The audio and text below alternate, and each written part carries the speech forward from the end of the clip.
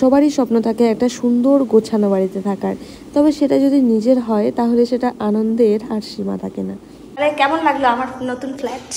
ভালো লাগছে, খুব ভালো, বেশ পরিষ্কার, রং চং একদম নতুন করে করা। তো গাইস, এখানে আমরা অনেকটা টায়ার্ড হয়ে যাচ্ছিলাম। আর তোমরা যে আমার মাথায় সার্জিক্যাল ক্যাপটা দেখতে পাচ্ছ, এটা পরার কারণ হচ্ছে আমার প্রচণ্ড ডাস্টে অ্যালার্জি আছে, তো সেটার জন্যই পরেছিলাম। তো এখানে বসে থাকতে থাকতে আমাদের খিদে পেয়ে গেছিলো, তো মা দেখছে তার কাছে পয়সা আছে কিনা, কারণ আমি কোনো পয়সা নিয়ে আসিনি। তো খুঁজে খুঁজে পেলো 200-400 টাকার মতো। আমি মাকে বলছিলাম জোম্যাটো বয় যদি আমাদের খুঁজে না পায়। মোবাইলটা আছে, ঘুরে এখানেই আছে, মোবাইলটা দেখে দেখে আসতেছে, লোকেশন দেখে দেখে আসতেছে।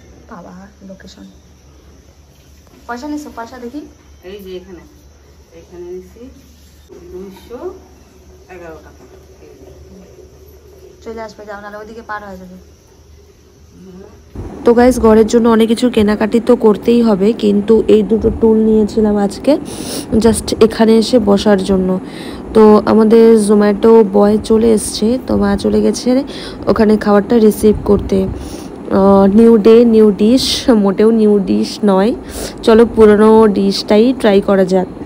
তো আমরা অর্ডার করেছিলাম চাউমিন, বিকজ অন্য কিছু আসতে গেলে একটু দেরি হয়ে যেত। আর কাছাকাছি এই রেস্টুরেন্টটাতে এই চাউমিনটাই মোটামুটি বেশ ভালো বানায়। চাউমিনটা খুব একটা ভালো ছিল না গাইস, তবে খিদা নিবারণের জন্য খেতে তো হতোই।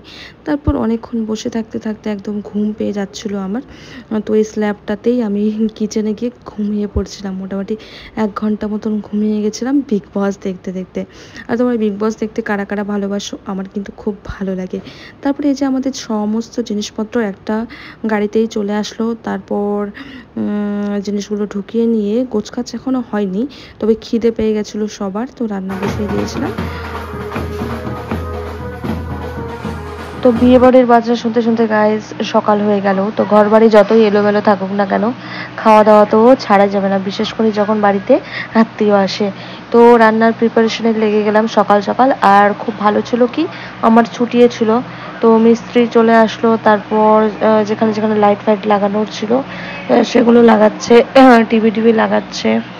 আর মাসি এসেছিলো, মেসো আর ভাই এসেছিলো, ওরা সবাই মিলে আমাদের কাজে হেল্প করছিল।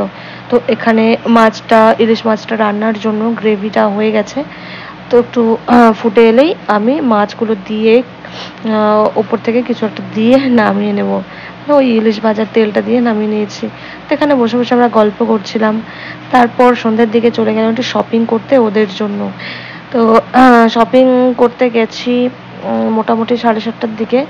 তো ভাই এখানে ট্রায়াল দিচ্ছিল, ওর জন্য টি শার্ট নেওয়া হয়েছিল। আর সবার জন্যই টুকিটাকি শপিং করা হয়েছিল। আর বাড়ির জন্য শপিং করিনি, করবো নেক্সট ডে।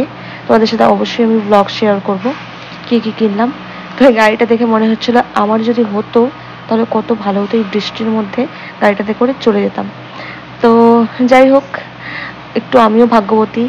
তো অফিসের দয়াতে, মানে আমার উনার অফিসের দয়াতে একটা গাড়ি পেয়ে গেলাম, গাড়িতে করে চলে গেলাম বাড়ি। আর এই যে ওদের নিউ ড্রেসগুলো পরছে।